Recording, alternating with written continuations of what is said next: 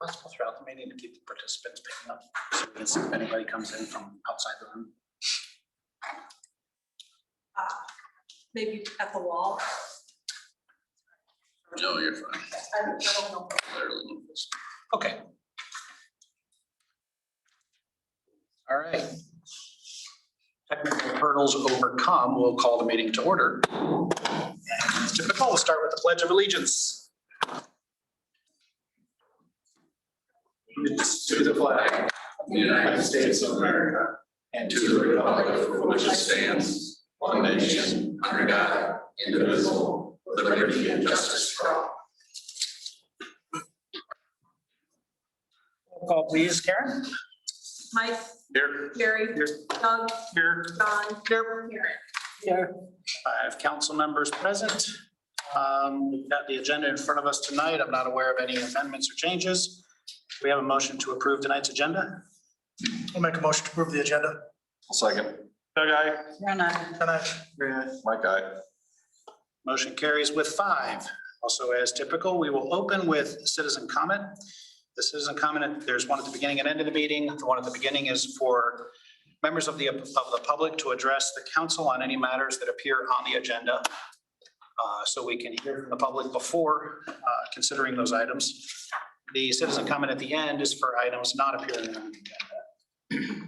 So I'll open that up, recognizing that we do have one specific agenda item in here. Mr. Manning, you'll have a chance to speak at that time, specific to that agenda item. Could I address you now? I just want to be clear about, there are administration F and G and number 7, A through C, that I want to make sure that I'm allowed to speak at each one of those items. So I recognize the relationship between G and the items under, or at least some of the items under 7. Can you share with me your connection to the item 6F? Yes. May it please the city, mayor, members of the council, my name is Daniel Manning.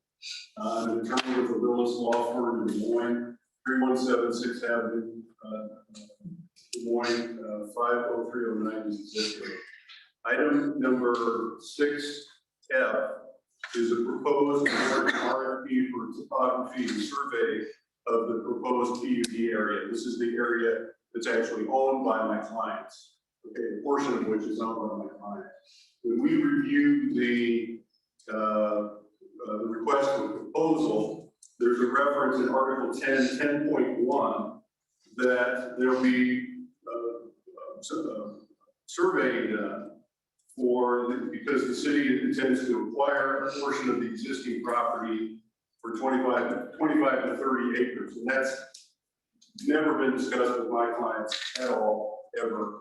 And to the extent that we want to put you on notice right here and right now, the city does not have the consent of my clients for any survey work, any topography work, anything at all to be done on their property. So that's what that topic is. Okay, understand. We'll address that then when we get to 6F. Thank you. Did you want me to address the other items? No, I think we can get to those as we get to those agenda items. Thank you. Anything else from the public regarding the agenda for tonight? Anybody online? Hearing none, we'll move on to the consent agenda.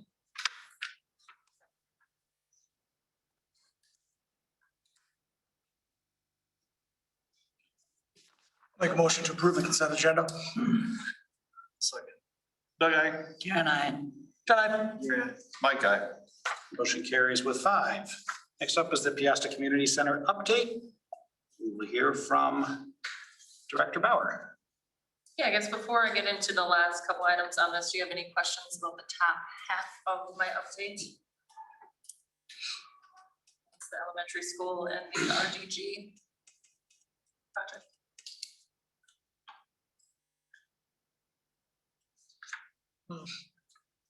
Okay. So the first one then, as far as the Peosta Elementary Playground fundraiser, Peosta Elementary is doing a fundraiser right now, trying to raise $100,000 to upgrade their playground to be inclusive for everyone. A couple months ago, we had talked about it, possibly seeing if there was something the city could do, or look into, talk to them to see if there was somehow we could collab, if there's anything potentially the city could do to improve the project. And so we kind of I've talked with Emily, who's head of the PEP over there. And one of the things, or the one thing I think that would be huge, if we did do a collab between the two of us, would be instead of the rubber mulch, like the separate pieces of rubber mulch, to make it a solid rubber, I guess, flooring for the playground, to make it truly inclusive to everyone, from strollers to wheelchairs to anything with wheels, anything, whatever, for everyone to be able to utilize said playground. And so I do have quotes. They are in board docs for the rubber surface. Below that, we would need it's like a 6-inch concrete pad, if you will, to put this on. So the total would be around $48,000. That would be the amount I would say not to exceed if we did this collaboration with the elementary school. Have an inclusive playground. And so, yeah, so I was bringing it to you guys to kind of get your thoughts as far as collaboration moving forward. Our next step would be bringing in Doug, and I think the principal of the elementary school, to get into some type of an agreement to be able to do this. But just bring it to you guys first, kind of gauge your thoughts.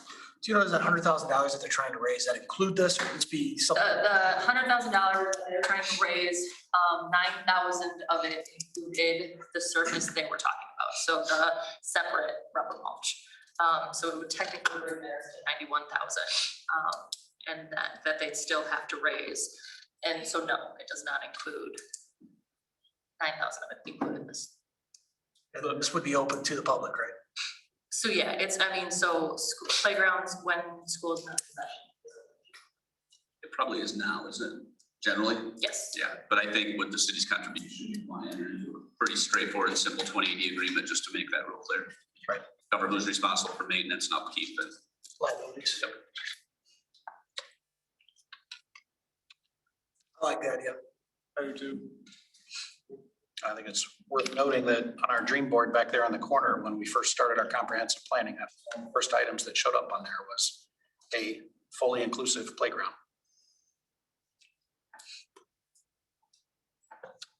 So the next step would be for Stacy and Doug to bring back an agreement. Doug from the school I'm talking about. Yeah. But Doug. Yep, we would talk, I think I'd probably suggest Stacy reach out either to the parent group to talk to the principal, or talk to the principal yourself. Start putting a draft together, and she'd probably want to talk to her superintendent to be sure they were generally on board, which I think they would be. Pretty common. I think it's good for the community. Yeah, so if you're looking for approval to move forward with developing that agreement, I think we've got that from the council. Perfect. And yeah, I'll applaud the effort to collaborate, bring something for the school and the community at the same time. Okay, my other one is the document that is from RDG. I had reached out to them to give me an amount it would cost for a proposal for possible netting for Spiegel Field. Mainly, we kind of talked all scopes. We talked behind home plate to try to block more balls from playground. We talked along first baseline to block balls from getting across Peosta Community Center Parkway.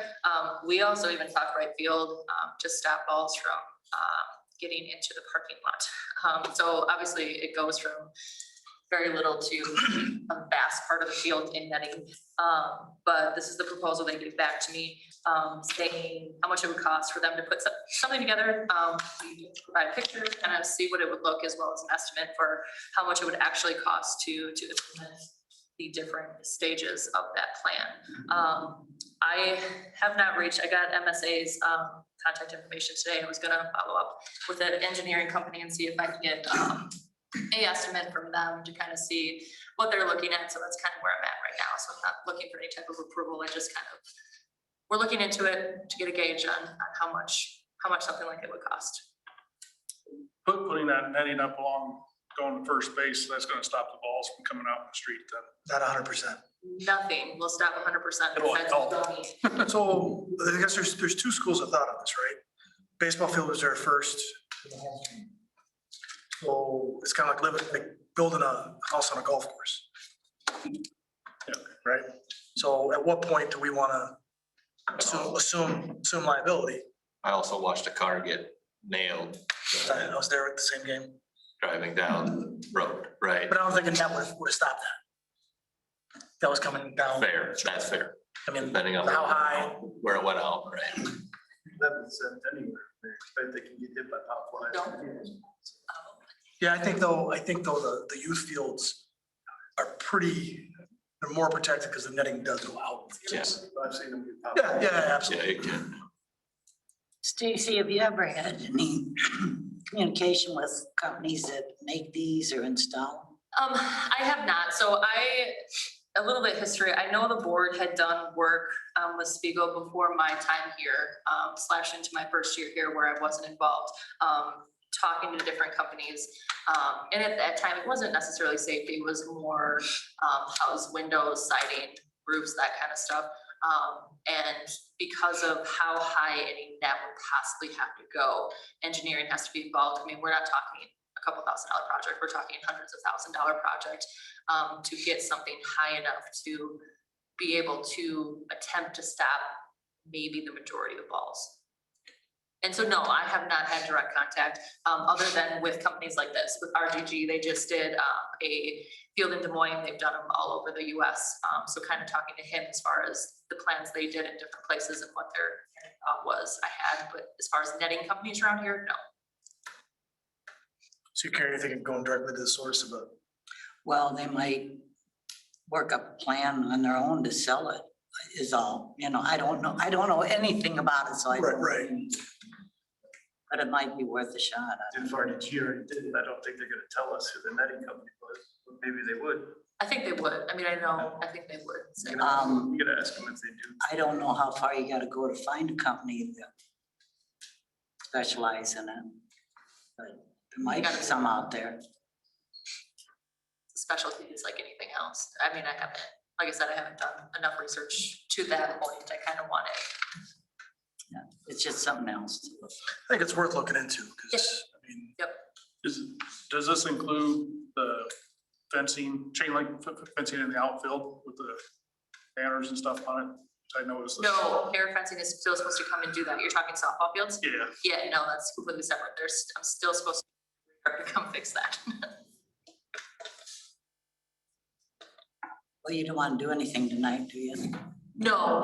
So I'll get a couple more quotes, kind of see what they're thinking as far as, I think it's advantageous for an engineering company since they would be involved anyway, kind of see what they're thinking and then bring it back to you guys with the update.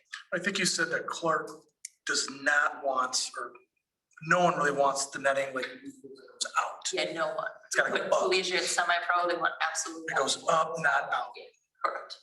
Correct.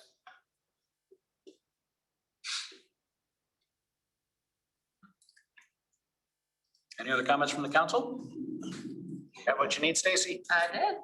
Wonderful. All right, and then you got your last comment there at memberships creeping up, 590 versus 634 last year. It's gonna be kind of see how everything works out. I think COVID is still very much here, still maybe upticking, so it's gonna be month by month and we'll see what happens. Thankfully, everything else, great numbers for day camp are up, co-ed softball up, weddings back to pre-COVID numbers, not pre-COVID. So everything else is looking. What about basketball tournaments, volleyball tournaments? Is that too early to tell? I'm booked. I've been booked since January. So I open it January 3rd. And I actually have another email downstairs waiting. They want to go in time frame. So, I mean, it's very possible this year I have one a weekend from October through March. Usually October through December doesn't happen. You think you might get some tourists in for those semi-pro games this weekend? Absolutely. So, Is there any way for you to measure that? Great question. I mean, I think the biggest thing as far as measuring if there's additional people compared to past years is comparing gate from. Definitely see if there's an uptick compared to past year's attendance. As far as having someone there and see if they're out of town versus whatever, we don't typically. I can kind of talk to the gate person and have them kind of chit chat with people as they come. Yeah, I realize it's a different situation. More of businesses using the credit card info to determine. Correct. Yep. No. Okay, just a thought. On the playground and on the netting, can you speak just a little bit about how we would fund those? That's a great question. The playground, I mean, I just jumped in as far as seeing what we could do to collab and so I do not have a good answer. I haven't talked in depth with Annette or Doug at the time about it, so I don't. As far as netting, it would have to, it'd have to be a capital improvement in the future to see. I mean, it's not something that is absolutely budgeted for this year, depending how the numbers come back. Okay, fair enough. So Yeah, and I, I don't have a good answer for you. well, I'll be quick to acknowledge it's early to ask that question. Maybe that'd be something to prepare with the 2080 agreement when you bring that back to the council. All right, very good. Anything else for Stacy? All right, thank you very much. We'll move on then to police and Chief Comer. So you guys have my report in front of you. I'll just touch on it here. We did do a step waive with Iowa State Patrol, Butte County Sheriff's Office, Darsville PD, Asbury, and Upworth PD on a multi-jurisdictional step waive. Basically, we're required by the GTSB contract to do that step waive with multi-jurisdiction. Basically, just cover our own areas for the most part, and we collaborate the numbers and send it to the head person at the GTSB who does the numbering. And it's just one thing that we just have to do. It's required for our grant. Below you can see the numbers for that. It's collaborating between all the departments from like 6 p.m. to 11 p.m. that night. Also, the next step wave, just so you guys know, is August 20th through September 6th. That's for the Labor Day weekend. Write that down. The next thing is the cops grant. Never heard anything about it yet. Hopefully I'll hear about that soon. As for the new car purchase, I called Tauke Motors. They advised me that they got an answer from the actual Dodge Corporation that said, we're working to fulfill all the orders. End quote. So they don't know when it's coming yet. It sounds like this is a big problem throughout all dealerships. They can't get vehicles in at this time due to COVID, due to parts from China not coming in. I have no answer for you on that yet. So I guess we'll see, hopefully, in the next couple of months or next month for sure. But I have no answer. Other than that, we did do a firearms handgun qualification. We got that taken care of. We still have a night shoot and rifle to do yet for this is just our annual qualification, but that's just one of the trainings we did for this month anyway. So other than that, I got nothing else. And your ATV UTV update, one issue with ATV. Oh, yes. Is that's from when, August 9th? No, as of August 9th, as in like just in the whole month. I'm sorry, July to August 9th. We just had that one issue where an ATV was going down the roadway off of Rocky. Basically, that's supposed to be on, I believe it was Peosta Street. So I could probably go back and get this from each of the month's minutes, but do you have how many year to date? I can look that up for you, but I'm gonna guess 10 or less. So that's just a guess for the year. Yes. Yes. So would you say it's basically been a non-issue? It's been a non-issue, correct. Okay. I ask on behalf of the other mayors that are considering it. Sure. I ask. Sure. So your perspective is Well, as a very important. they do a very good job with it. You know, they following the laws. It's just off peak times on the wrong street, wrong time. You think it's them not knowing or? Yeah, correct. I think that's a lot. Out of towners not knowing, the one issue was, somebody from out of town went up to Red Roof Diner, grab breakfast in the morning. And it was just let them know these are peak hours. That's what we've been doing, is giving those, just advising them of the ordinance, and we're not issuing citations. We have not issued citations. I think information is key to this, just getting it out. Very good. Anything else for Chief Comer? Thank you. All right, thank you, Mike. We'll move to Public Works and Director Ludwig. Does anybody have any questions on the monthly report at all? If not, just a quick update on a few of the upcoming projects. Peosta, our Highway 20 lift station project. Waiting on manholes yet, so it's basically manufacturing of the product or materials. Delay on that part. Otherwise, contractor was moved in, pulled back out. Pipe was delivered Monday, so that's a benefit as far as progress to be being made, hopefully. And locates were called in, so I mean that's a pretty good sign that they started on pipe work anyway. The Enterprise Drive project, pretty much same scenario, waiting on manholes, so production behind, lack of labor. Give you any indication how far behind? Or is it same? They're hoping by the end of the month. So, but they're not really, the contractor's been reaching out, they're not getting a definite answer back. Like everything else, it's, lack of labor. Cox Spring project, as far as Horsfield's sewer water project is pretty much complete. With the exception of seeding, grading and seeding on the project, and a couple street patches of asphalt. That being said, I believe River City plans on getting here to do them street patches next week.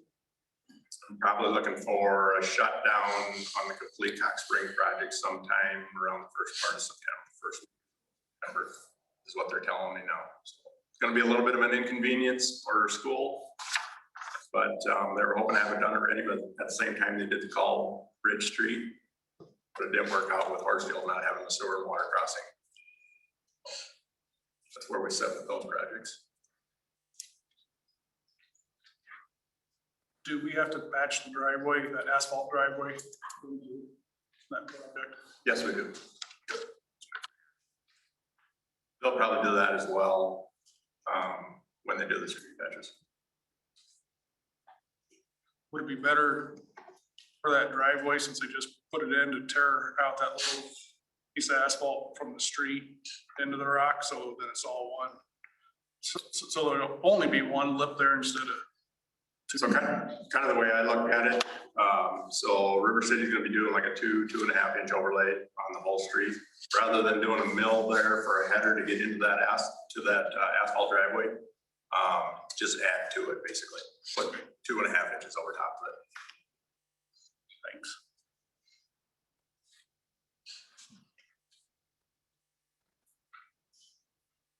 All right, anything else from the council on the monthly report?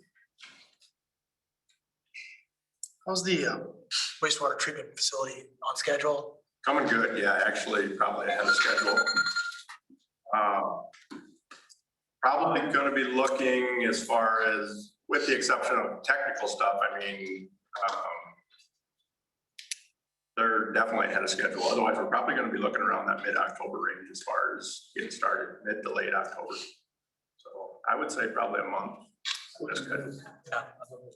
Yeah, things went really good. River City did get in there and pave the site. Wasn't happy with the performance on that part of it, so they have to come back and mill that off and overlay it. So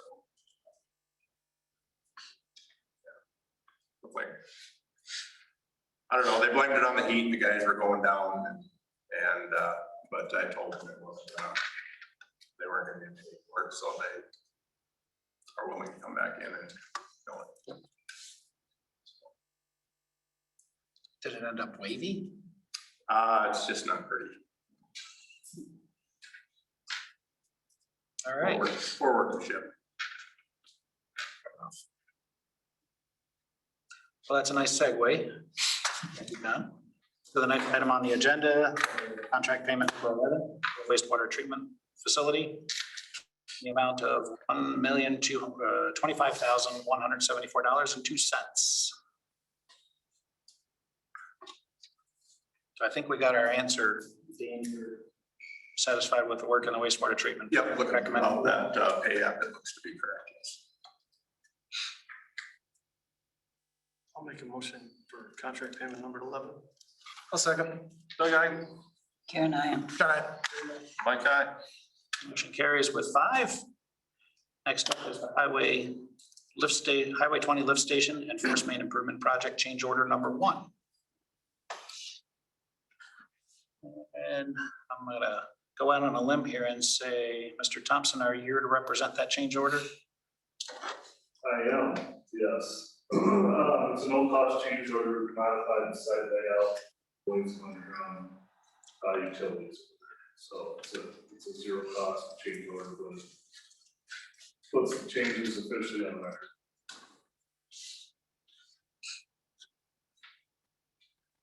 Everything went okay to you for that change? Yep. I'll make a motion for change order number 1. I'll second. Doug, Karen, I. John, I. Yeah. Mike, aye. Motion carries with 5. Then we've got contract payment number 2 for the same Highway 20 lift station and force main project.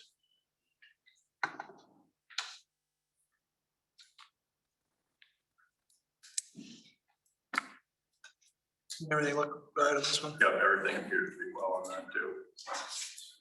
So this is for 16,815. Just in casual terms, what does this consist of that's actually been done so far? So it's basically just some bonding and some, as I said before, they did move in some equipment. So there's some load time on there and a few materials that were on site. And then they have Hawkeye Electric down there doing some temporary bypass as far as electrical so that the transformer could be moved. So Dean, when they choose to move out, given the manhole delay, and then move back in, are those charges that the city will incur? They won't be additional. Okay. So you're recommending approval? Yep. Thank you for that. make a motion to make the second payment of Highway 20 lift station force main project at 16,815. Second. Okay. Karen, I. John, I. Mike, aye. Motion carries with 5. Last for Public Works, we've got contract payment number 1 for the East Sanitary Sewer and Water Extension.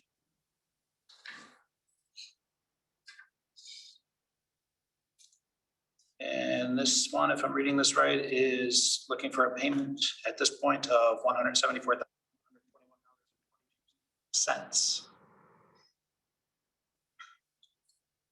Not to put you on the spot, but we'll look for your opinion on this. Yep, so that'd be correct as well. Actually, it's a little bit lean. As I said before, you know, the project is pretty much complete with the exception of grading and seeding and the asphalt patches. So going through the items and what their pay requests are, like I say, it's a little bit late, so yes, I would ask for approval. Motion to pay contract payment number 1, East Sanitary Sewer Water Extensions. I'll second. Okay. Karen, I. John, I. My guy. Motion carries with 5. And with that, we close out the Public Works section with administration. And first up, we have Mr. Birds to talk with us about an Eagle Scout project. Is that right? Yep. Welcome. Hi, I'm Corey. and I am working on an Eagle Scout project.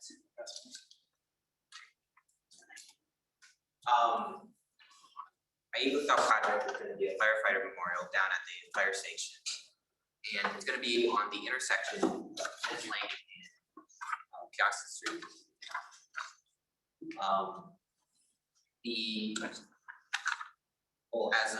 As the paper being passed out, I have a render of it, and what it's gonna be is gonna be a 4 foot by 4 foot concrete base with the central monument or memorial on it that shows recently deceased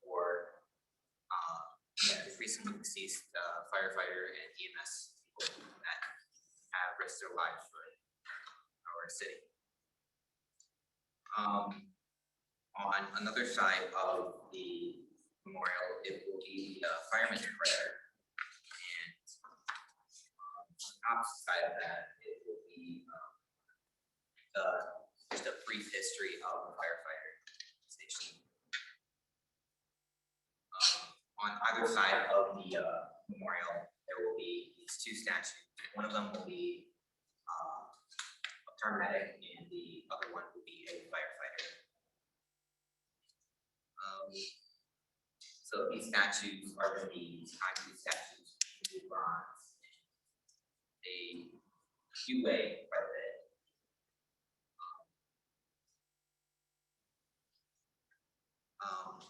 I know you guys are interested in helping fund this. It would be great because I am trying to do this to show my support for the volunteers there that have also saved my brother.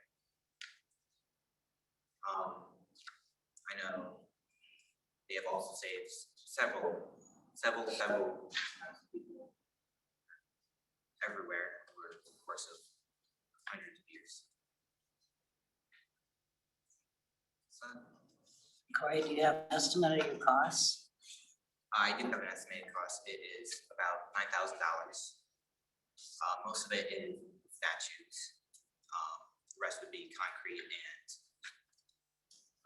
the medallion that's on top of the memorial. There will also be 2 benches on it. One of the benches will be already provided by the fire station, and another one they will also provide themselves.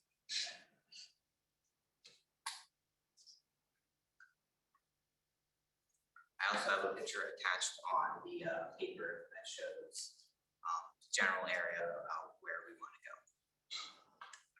So we'll be down towards parking lot more? Yeah. Okay. Have you raised any money yet for it? No, we still need to get the fundraising. It's just been our first opportunity to talk to people about it. I personally think this is a fantastic idea. I do too. Beautiful. I think it's awesome. But you're talking, you're gonna go right about to the end of the parking lot there and not towards the intersection? Not towards the intersection, but Okay, this current sign will stay there too. yeah. Oh, so you're gonna, okay. So maybe a way to ask, I think the same question differently. I was thinking the sidewalk that you show leading up to it, Yeah. would that sidewalk be at what would that be, the east end of the parking lot? It will just be on the side, kind of like towards the park. Okay, so it would go off the back towards the railroad tracks? Yeah. Okay. So people would access this from the parking lot, not from the street? Yes. That. So you mentioned you're asking the city to help for the statues and the monument on top. You've got support from the fire department on the benches. Do you have other donors already engaged? No donors at the moment because we still started fundraising. Okay. Can I ask how you came up with this idea? I just knew that the volunteers were doing a great job. They did have help my brother. I think it's a fantastic idea. I noticed too, I think there's a few people in here to support this effort. Anybody care to speak on behalf of it? I will, for those of you that don't know me, my name is Rick Block, Assistant Chief for the Peosta Fire Department. I told Corey that we started talking about this. I do concrete for a living, that I would donate, excuse me, all my time and labor towards the project. So that's gonna cut down immensely, as well.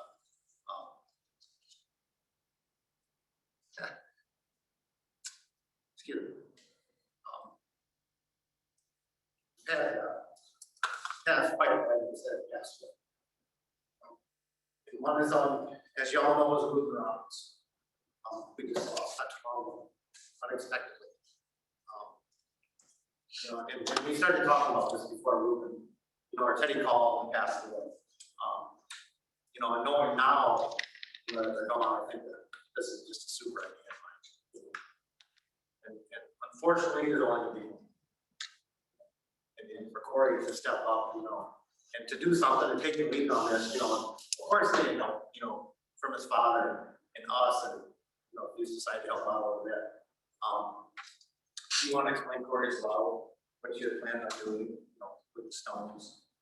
Oh, yeah, we're gonna be selling these like engraved paper bricks, kind of as a fundraiser. We're gonna be putting it in concrete.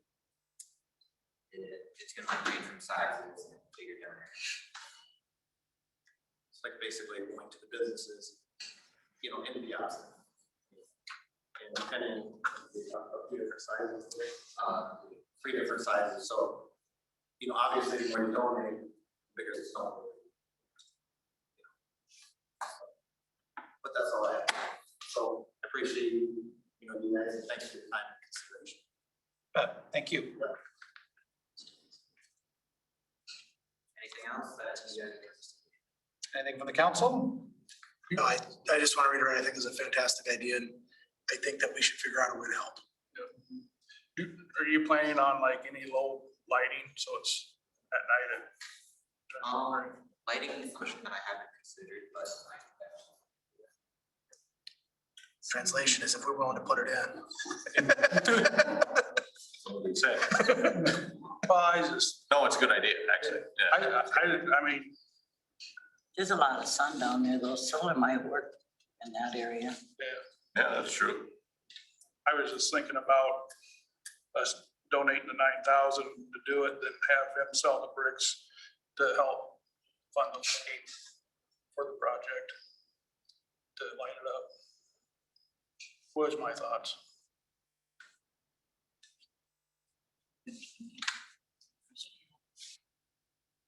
Going to a good cause. All right, anything else from the council?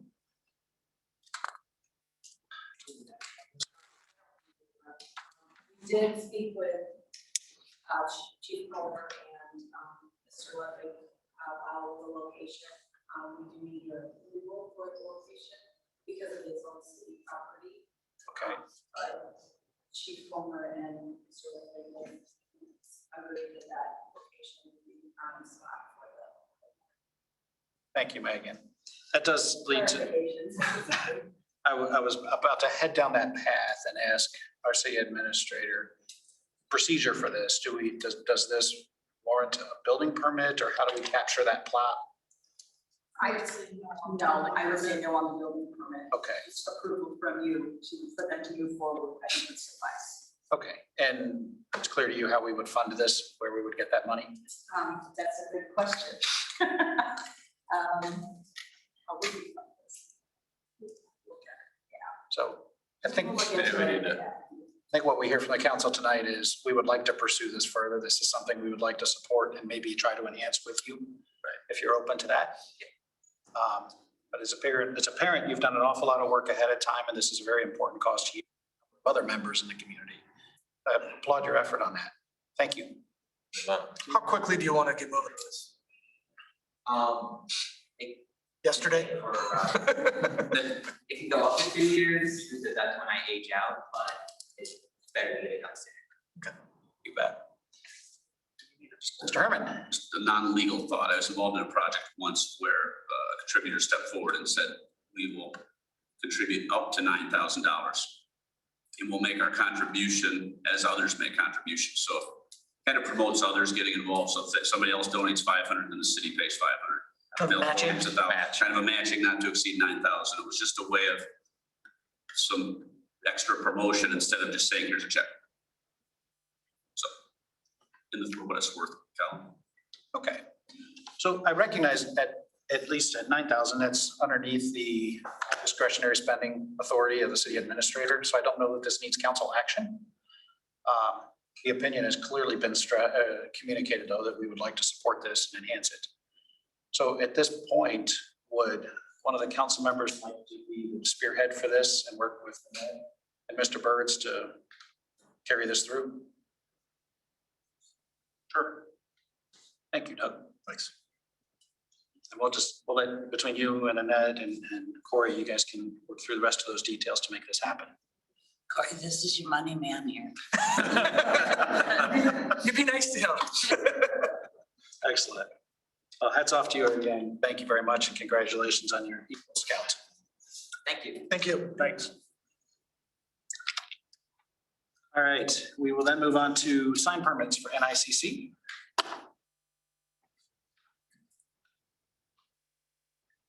I believe that we have a representative here tonight that can fill us in on the signing.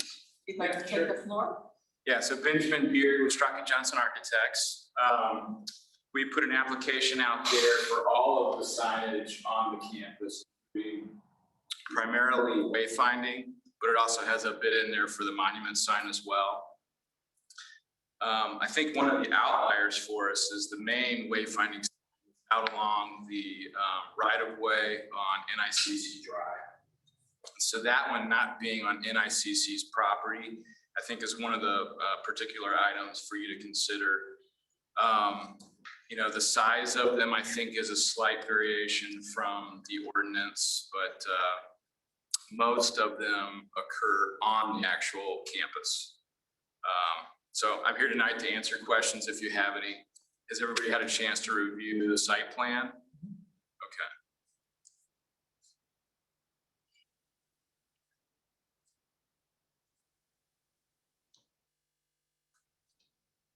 Where's the one that's off the property? Pardon? You said there's one that's not on the property? Yeah, we call it sign A. And so that's the sign that'll orient folks as they're approaching the campus.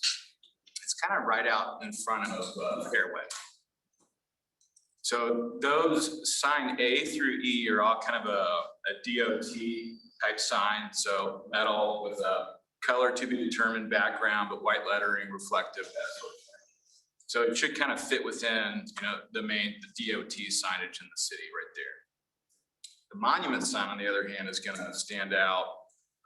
That's going to borrow some materials from the renovation work we're doing on the main building right now.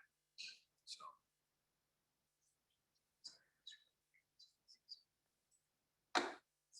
Annette, did I capture kind of the center of that?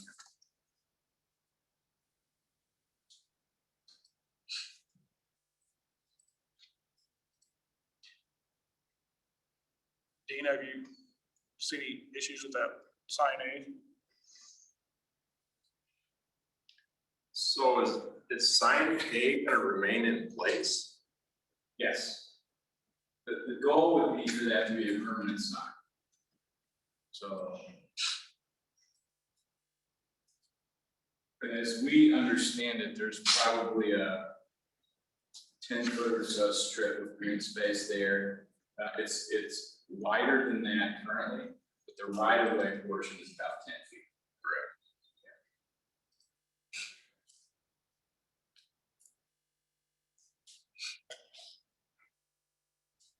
Yeah, I don't foresee it being a problem. You know, safety standards is another thing. So we're following all of those with breakaway posts and that sort of thing.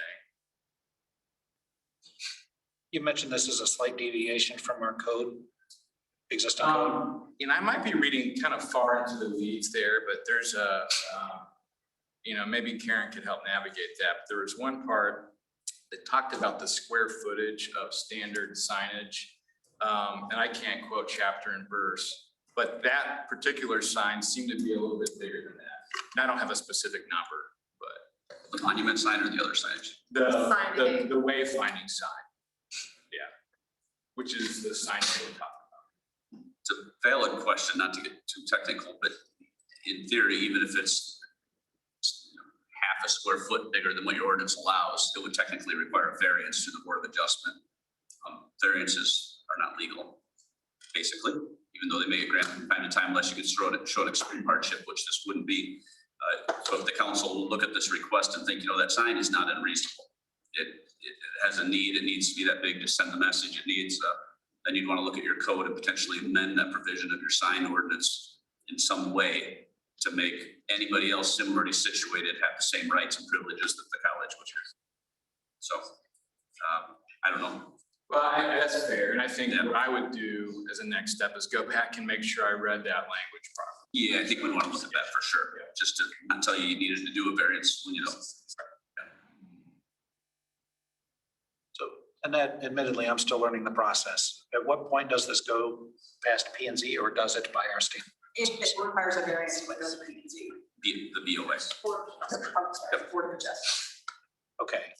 And then, so who has the obligation to determine whether this needs that or not? We could go back to ECIA, to have them put it up against our ordinance and kind of give us some direction on that. Okay. So if that doesn't fit within our guidelines, would you be able to adjust the signage so it would?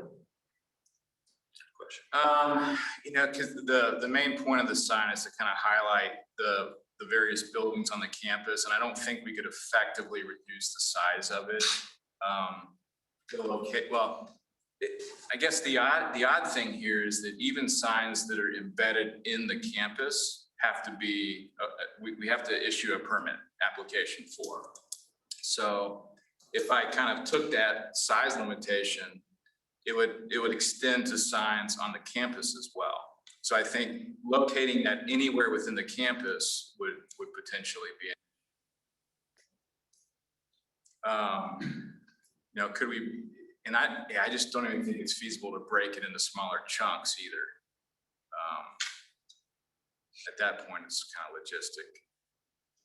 Now that we seem to be doing a little bit of what if work, it sounds like we should first figure out if it's I conforming or think not. so. And what degree. I didn't mean to raise a red flag here, but if I could do that to help, just work with Karen on that.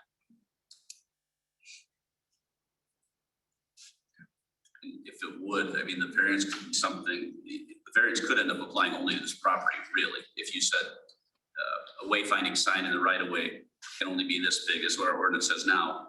It can be this big if the wayfinding sign is designed to identify numerous buildings located on a private. It might only then apply to the community college in theory, unless something else developed in a similar fashion. Something we could look at once we make that determination. Benjamin, am I mistaken, or was the primary signage going to be in the roundabout? That's the monument sign. So, and Dean, I have a printout here just to give you a sense of that. It's this guy here. Here's a picture of it. Big guy. Yeah, there's the sketch of it.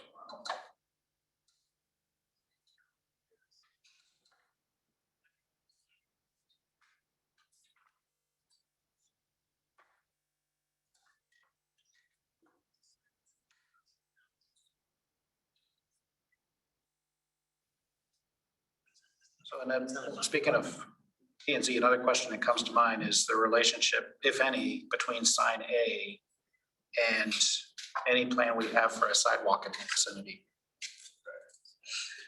That's a good question. We're gonna have to look into that one as well. Then as far as like width of sign, how wide are we talking? Just so I'm thinking like when people are exiting Fairway, is it gonna be hindering the view to traffic to exit? 6 foot. It's gonna be up at 6 feet, and that's precisely for that type of thing. So the bottom of it, I think, is 6 feet, yeah, right here. Oh. No, good. No, I was thinking like, because right now, like at the quick stop, we have like a massive sign that goes from ground up, and it's a huge chunk thing, which hinders it. I didn't know if it was like a base sign on the bottom, but yeah. Yeah, no, not that, no. I mean, if you're going around the roundabout out here, you'll see the little sign. Yeah, they're just like the little road signs. Yeah, I was in that tall, the bottom is that tall. sign itself.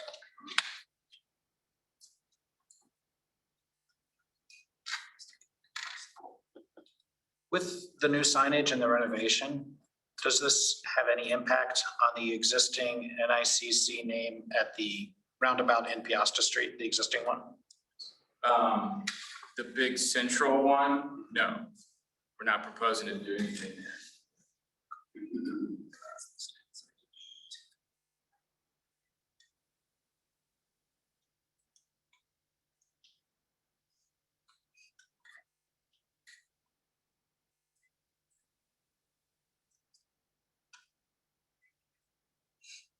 So sign A where it is on the west side of the fairway entrance. What would that be? Right around there. I think it's actually on the east side. Yeah. So beyond the entrance from NICC Drive. The other thing I think I should note is the existing signage on NICC's campus is going to remain. And there's quite a bit of that is quite a bit larger than the type of thing we're talking about. So there's also a lot of precedent in the area for that. So this is just to kind of help augment that.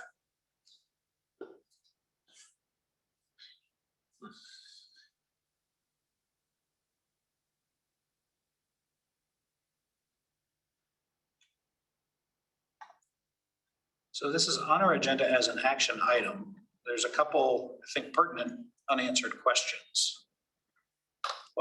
It sounds to me as if we're not prepared to take action on this yet tonight. There's a little follow-up to do on how it fits with the existing ordinance. And I think on our side, we've got some due diligence to consider it against what plans we may or may not have for sidewalk in that area. For sign A specifically. Are there other things that the council can address before bringing this back for an approval at a future meeting?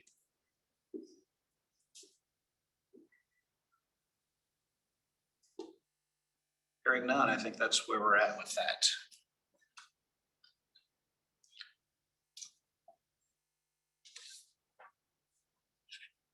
So we need a motion to table that then? Okay. Make a motion to table the sign permits from NICC. Second. Doug, aye. Karen, I. Mike, aye. So motion carries with 5. We'll bring this one back up with a little bit more information. Okay, thank you. Thank you for attending and explaining that. And Thank you. No problem. despite all the critical questions, we're very excited. For Yeah, the project. that's good. I know you are. Okay. Monument one school. Keep you posted. Thank you. Thanks. All right, next up is the forgivable loan to the amount of $25,000 for Jumbo Coffee. Jerry Call has joined us tonight. We discussed this a little bit at the work session. Jerry, first, I wanted to know if the city could work with her on a $25,000 forgivable loan. We've already executed the agreement with her. Our TIP consultants suggested that we amend that agreement to include this moving forward with that forgivable loan. The attendees at the work session thought it would be a good idea to have Sherry here to answer any questions you guys may have.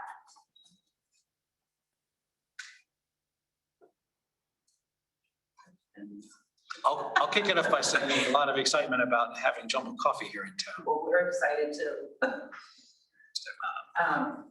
Yeah, questions for me?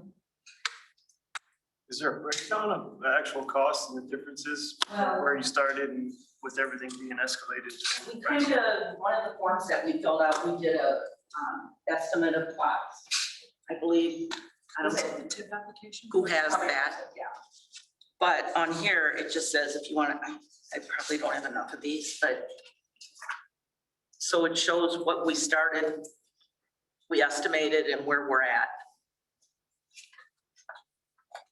So we did debate on like postponing building right now and waiting till prices came down. But, you know, costs are still up there. Did you get one? You want one?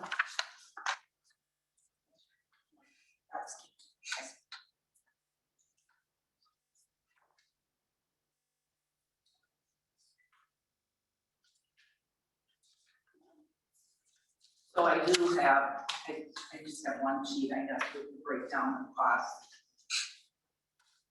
One passed around. Who asked for it? Yeah. This is what we're moving for. I guess it was for me. Breakdown. She's good. Oh, the actual, no, this is fine. Just kind of where you're at and projected and where you're at. Yeah, Actual. and we did originally fill out a form that asked our projection, and it was at 600,000. And we thought we were at the top. We weren't.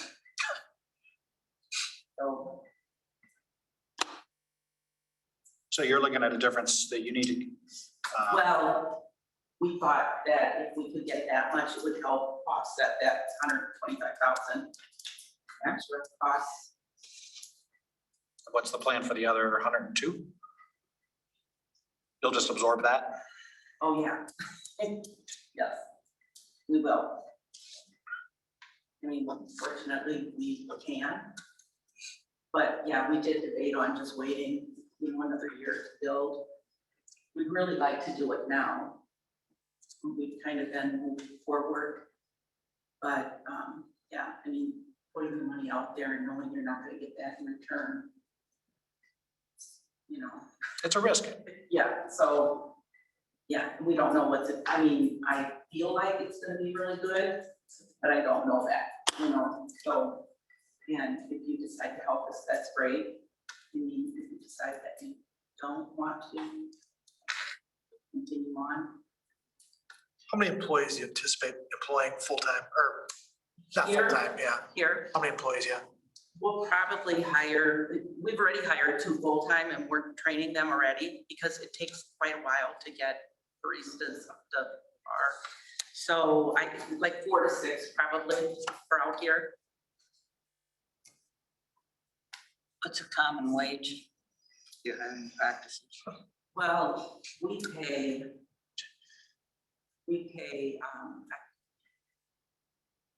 probably 15 to 18. So pretty good.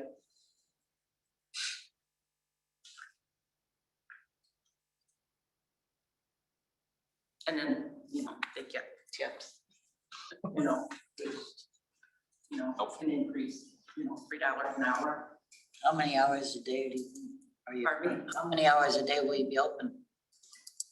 We'll be open, we'll probably test the waters a little bit.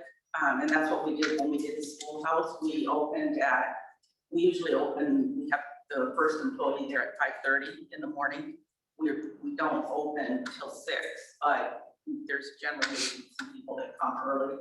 And then right now, our 2 that we have in Dubuque, they close at 4. And then the weekends is a little bit different.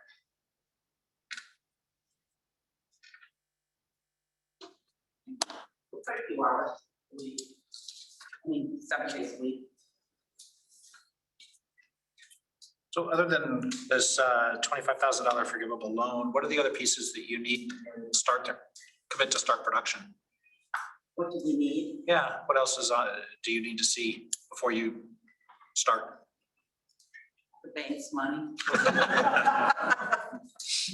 No, we're working on everything now. So, we're hoping to start real soon. Okay. But basically we had already purchased the land. So that's done. That's, off the list. We pre-purchased some of our equipment. So we've got a lot of that, already taken care of. I guess we could start any day. And then if you were to start as you're expecting, when would you be open? Well, I heard it was November. Now I see it's December. So That's fast. yeah. Well, Slavic promised us. All right. He wanted us to be open before the end of the year, I guess. So that's good for us. We'd like to see that too. Anything else from the staff? All right, I see it's a discussion item, so it doesn't need a formal action. The intent was to gauge the council's interest in developing and going ahead with developing an agreement. I think we've gotten it tonight. So thank you, and thank you for filling us in and letting us be a part of it. Yeah, we're thrilled. So are we. Thank you. We all need coffee. Yeah. Sherry, if you want to escape now, you can. Well, I might just listen to the rest. Okay. All right, okay. Yeah, sure. You bet. All right, next item on here is the ordinance amending Title 6, Chapter 5, Section 6 and 7 of the Peosta Municipal Code regarding residential rental property lien exemption. This will be the second reading of the three required. I would ask that the second reading, if we could go ahead and waive the third because of the amount of time it's going to take staff to load all this information into our systems and to make sure that we have this up and running October 1. And just to be clear, this is the changes that are the result in directly addressing the request or directly satisfying the request from landlords in town. That is correct. We modify the way we bill for water services to rental property. Have we heard from any of those that have read this, or either way, good, bad, or different? No, good, bad, or indifferent.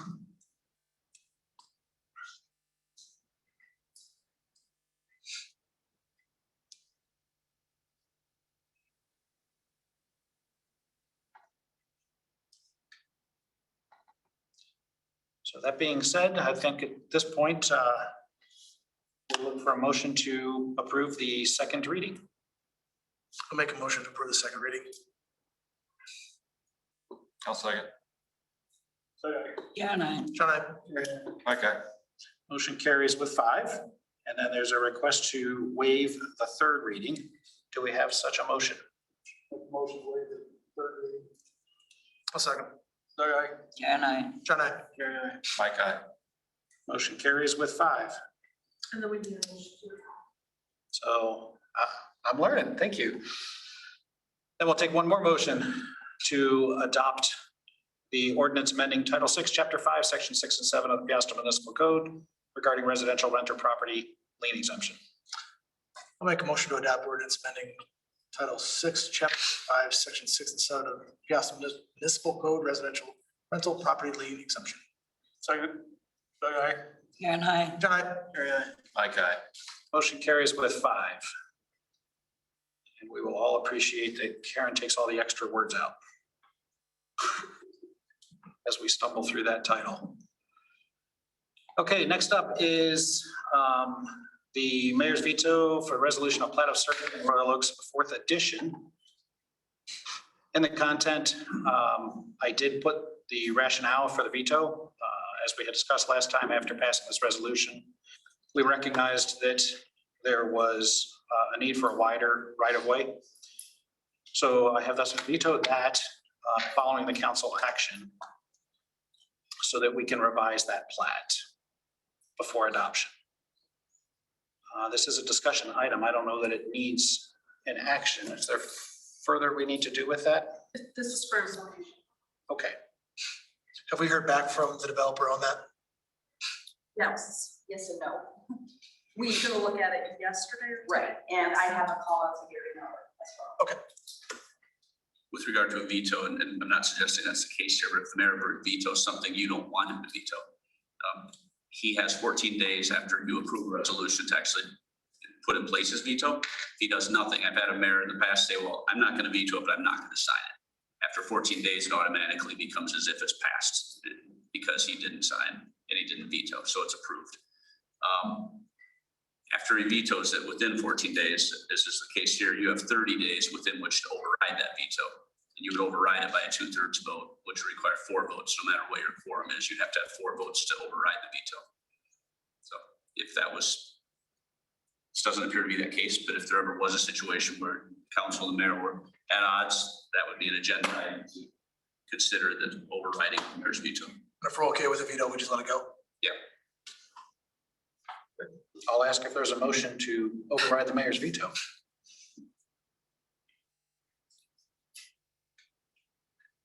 Hearing none, we will then move on.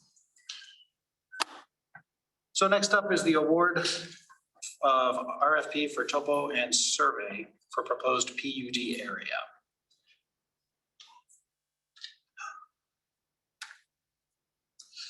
This was a request to move forward to collect the request for proposals.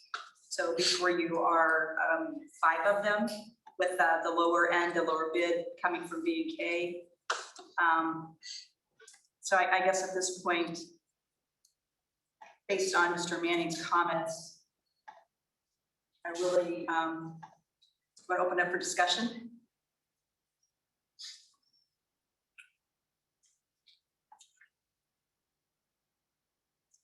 And that's just a question. The other property owners, to your knowledge, are in agreement with the work. So Yes. Callahan, Callahan and Conlon. Conlon's properties. So the council could consider, although the bidders may in theory change their prices if they're doing work on overall less property, but that would be something you could consider looking at. So the action in front of the council right now is to approve the award of an RFP for a topographical survey service. Right? Correct. So the council is presented with 4 options of which to choose one. And then based on the comments from Mr. Manning, on behalf of the Birds family or some members thereof, the additional consideration is whether it is allowable or proper, and I'll put both of those words out there, to make such a commitment at this time. Mr. Mayor, could I also? Yes, please, Mr. Manning. Your input is helpful. Okay. Mr. Mayor, members of the council, once again, Dan Manning, 317 6th Avenue, Des Moines, Iowa, representing the Bird family, and Debbie done as well. The issue that I want to raise is that we found in the RFP and buried into the attachments, Article 10, the fact that there's survey work, topography work being done for Area 1, which is the area in which my clients own property. As I understand it, it's about 90 acres.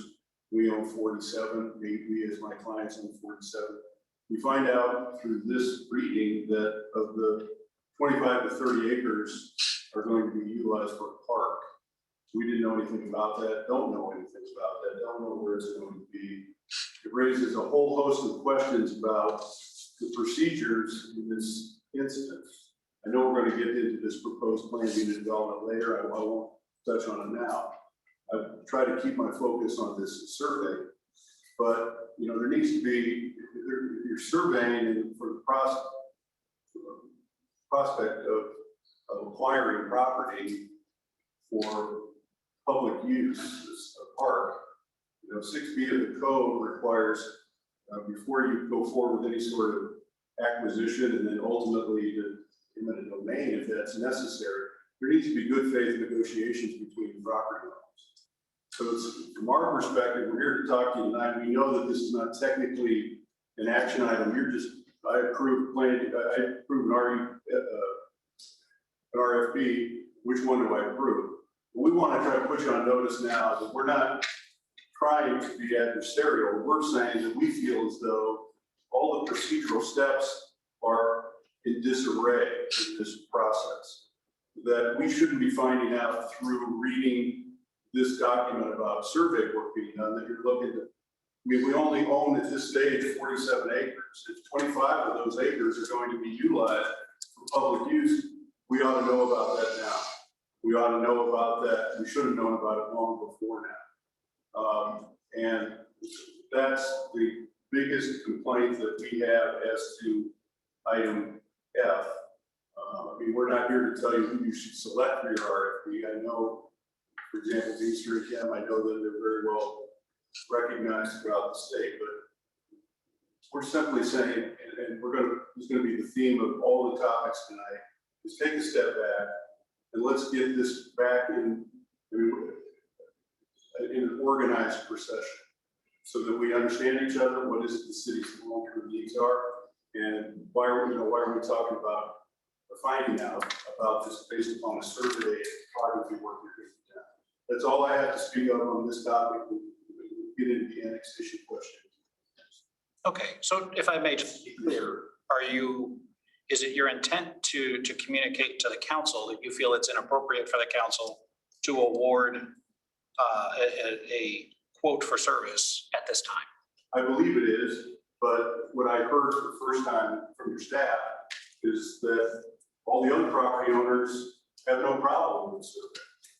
I don't know that we've been asked whether we had any interest, we didn't know that any survey work was going to be done, so we're looking at this information. I mean, we know that there's going to be some rezoning promoted, but not that this was happening. So it's a little disconcerting to hear that all the other property owners, they don't have a problem. We didn't even know that this was going to be on the agenda. So from I'll ask your opinion on a legal basis. Does a city need a property owner's permission to survey? Yes, you can't come onto our property without our permission. And does that also extend to an aerial survey? I don't know what you need. Sort of like flying over the property? Yes. So if the city wanted to survey my property, do they have to get my permission before? I would say yes. I think you need to get legal advice from your own attorney, but I would say yes.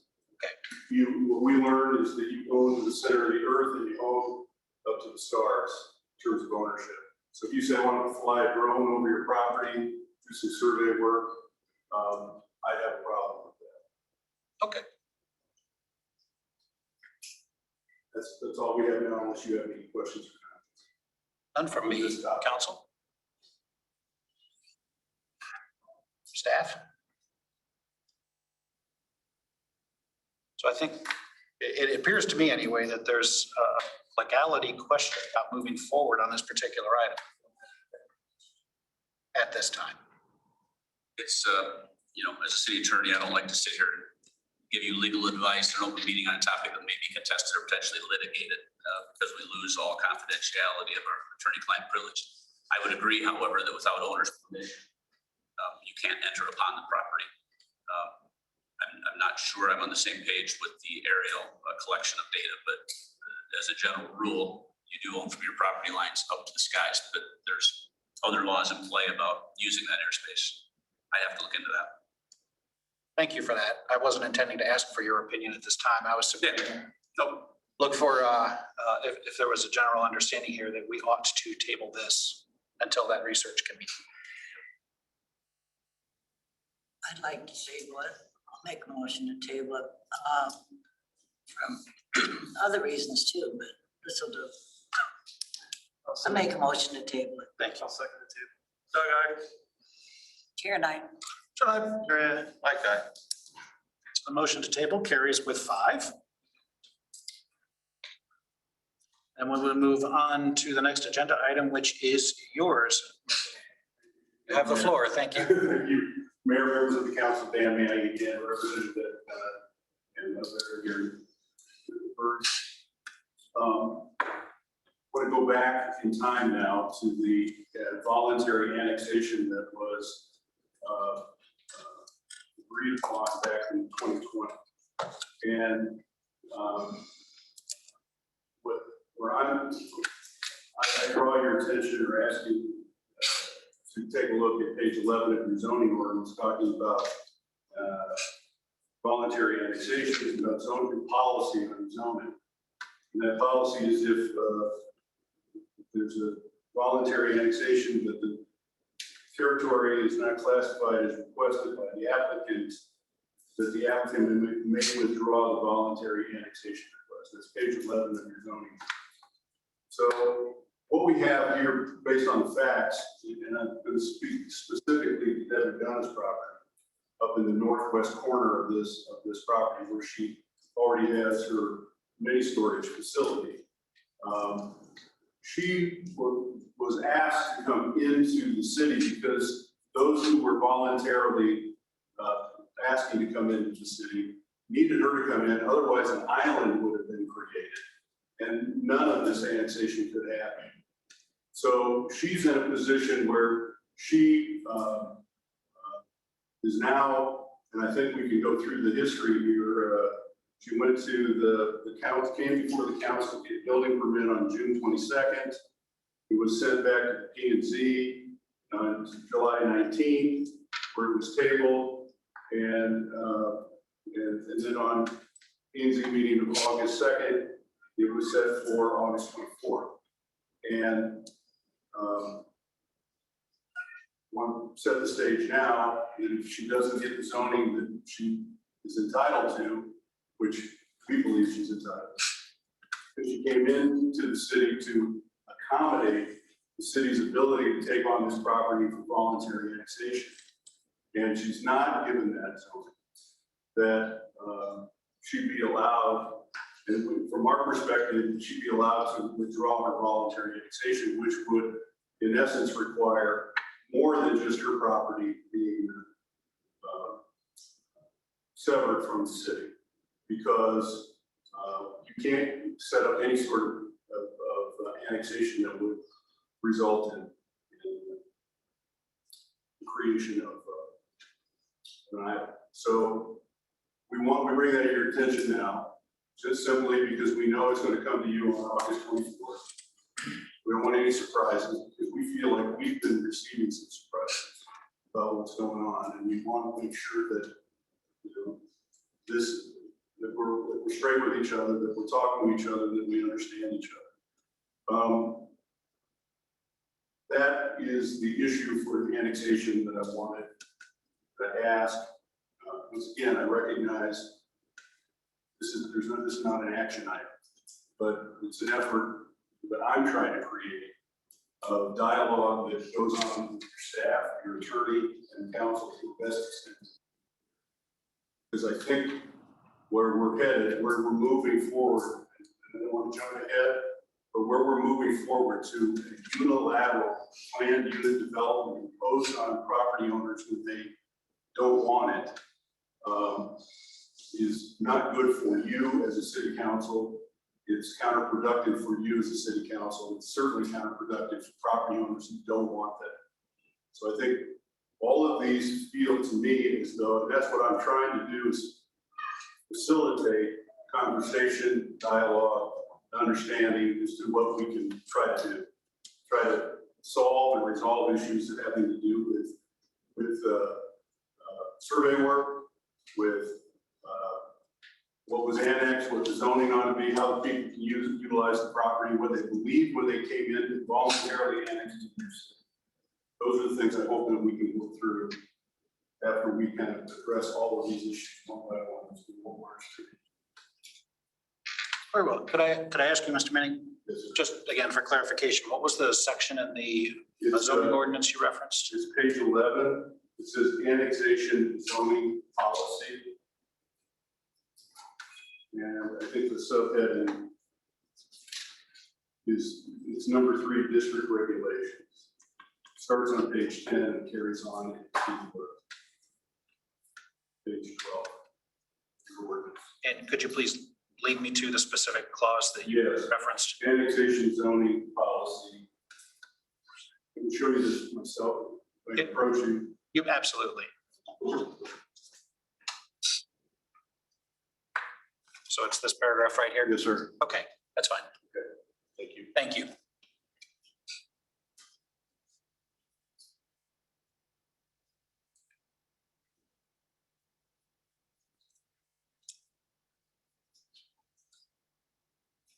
Okay, as a non-action item, I think we have heard and understood what you have to say. Thank you for that. Anything else from the council before we move on, or staff?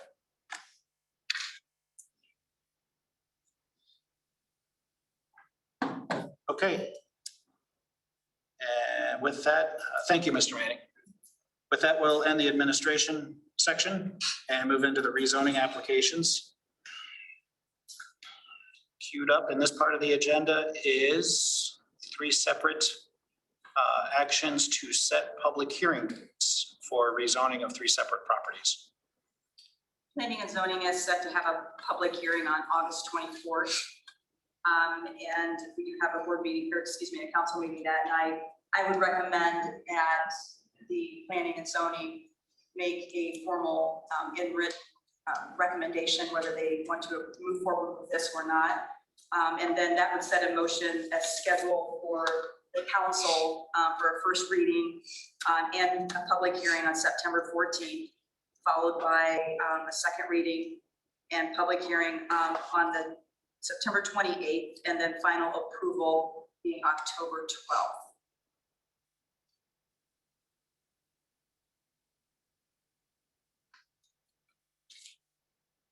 I'm sorry, are we talking on item A?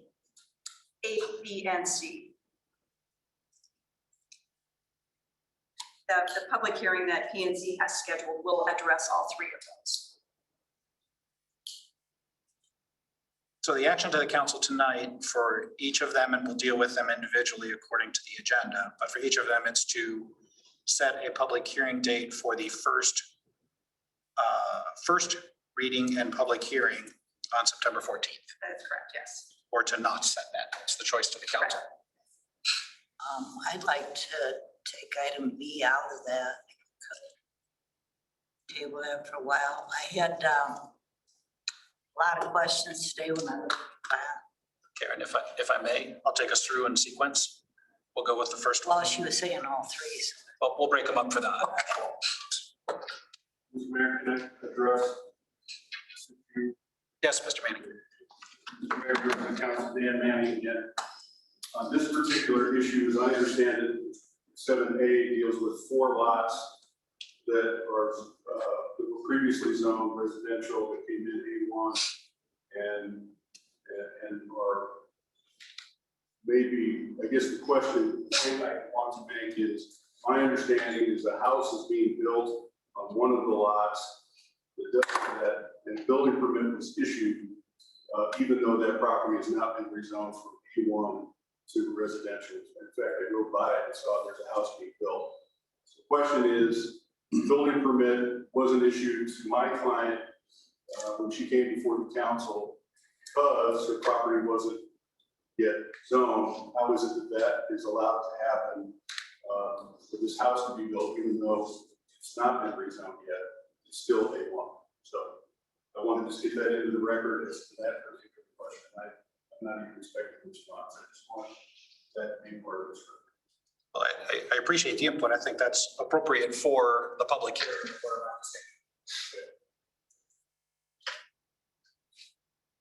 So to the council, we're looking for a motion to set a public hearing date for the rezoning specifically of the Birds Green Acres Annex lots. I'll make a motion to consider to set a public hearing date for rezoning Birds Green Acres Annex lots. I got one question. Oh, sorry. Why would we set a date for a public hearing when zoning hasn't approved it yet? As Annette explained, they will hear it and make a recommendation to us on the 24th. So that would be input to the public hearing. Sorry. The motivation to work fast is simply because the urgency of getting the services to those lots. I'll second the motion. So to be clear, the motion's for September 14th? 14th, September 14th. Okay. Yeah, for September 14th or August 24th? September 14th. Yep. Second. Okay.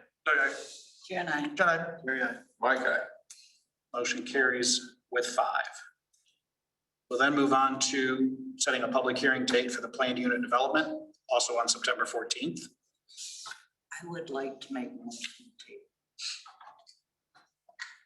for more discussion before we go to the public hearing. There was, on the draft that I had, there was no legend, there was no distance to see what size streets they had. I know it's a vision, but we've got frontage roads we're talking about already. And I can't comprehend the space of the concept. I'd like to, that and I thought that the police department, fire department I thought we had gotten input from them. And today I talked to the fire chief and I talked to Mr. Comer. They don't really seem to know, nobody talked to them about their space needs or anything. Nobody's talked to them. And it's just, you come up with this plan. I know it's not, we're not talking overnight, But we're talking frontage roads and things already, so we need to have measurements, in my mind, before we set this before the public and do everything else according to this. I just need more information. So I'd like to make a motion to table it anyway. All right, we have a motion to table. I agree with Karen.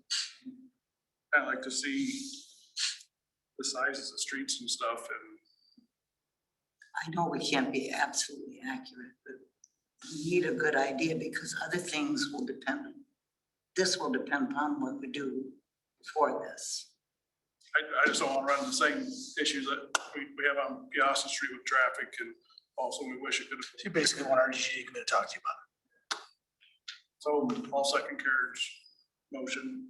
So just for clarification, my understanding is the BD draft that we have in here is not the full document that we would be considering.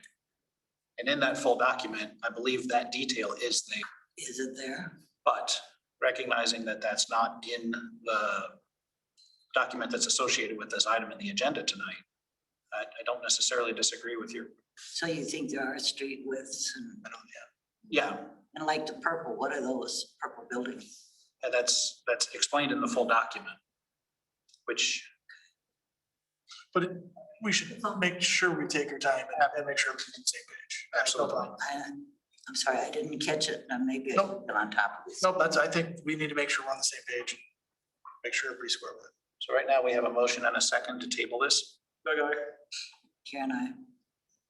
Sure. Mike. Motion carries with 5.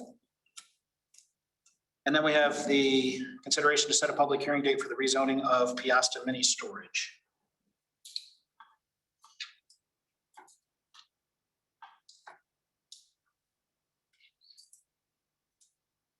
Again, the action to the council is to simply set a public hearing date. Mayor, if I could address this.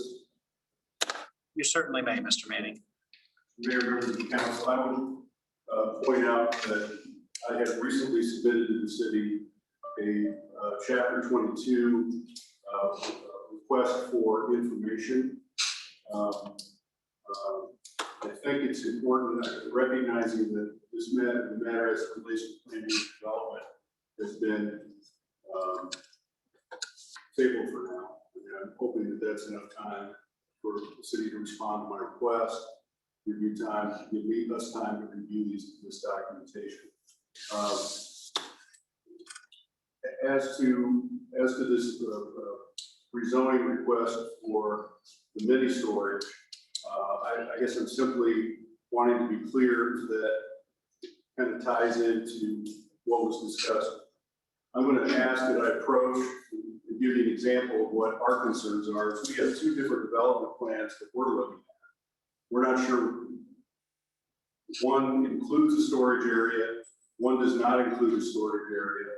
And it's the kind of thing that gives us pause and concern. What is going to be considered on August 24th as it relates to item C? And I approach this as having to be a part of. Absolutely. Isn't this stuff that we cover in the public hearing?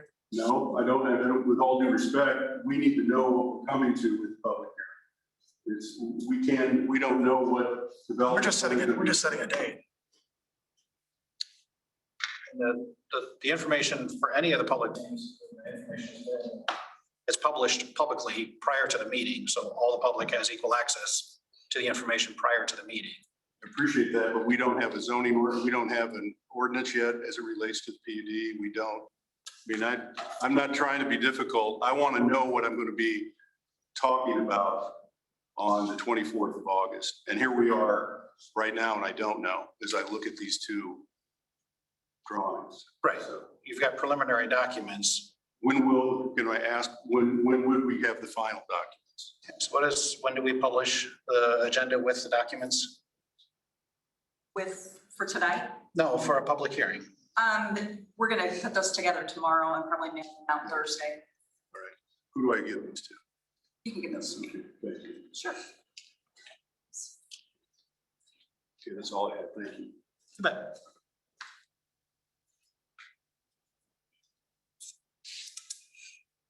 So if we set a public hearing tonight and don't work out, we can cancel that public hearing. We can cancel public hearings, yes. As long as we're taking enough notice of that, right? Right? Yes. There are 5 Tuesdays in August. I'm sorry? There are 5 Tuesdays in August. So there'll be 3 weeks between the August 24th and then September 14th. The only difficulty with canceling public hearings, when if you set them and people see they're set and they plan to come and they show up and then you cancel it, you might have some people not terribly happy, but you can. So it's not preferred. I would say that, especially if you expect a number of people. As you recall, that night we had the joint P and Z council meeting, the developer said, I want to withdraw my request. You had 200 some people there. That was also 5 minutes before the meeting. Yeah, it would have been difficult at that meeting to say, well, we aren't going to have this public hearing. We're still going to have some type of public hearing. So. So and if I can clarify, I think on the item 7A, our motion was for the first public hearing on September 14th. In board docs, I see a date of August 24th. Did we do that correctly? I think that was an intended change. Thank you. So then when we consider item 7C, we're also looking at September 14th as the public hearing date. That is correct. So then to the council, we either need a motion to table it or a motion to set the public hearing date for September 14th.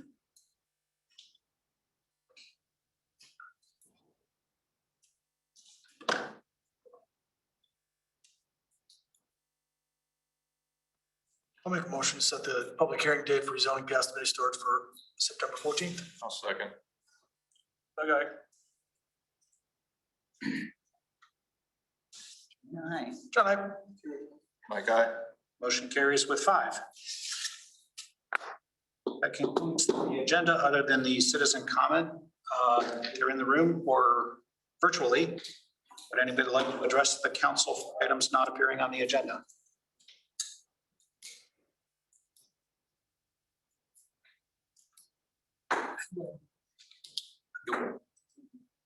We go back to getting the agenda on Friday. I mean, the full agenda. You do. Okay. All right, that's true, I guess. Except what gets added at the last. Any other items? All right, I'll take a motion to adjourn the meeting. I'll second. So where do I give those? We're doing a motion to adjourn. Aye. Are you voting aye? Okay. My guy. Motion carries with 5. We're adjourned. Tells me. Thank you.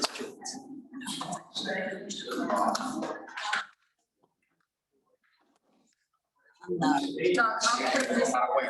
No, I. See. Yeah,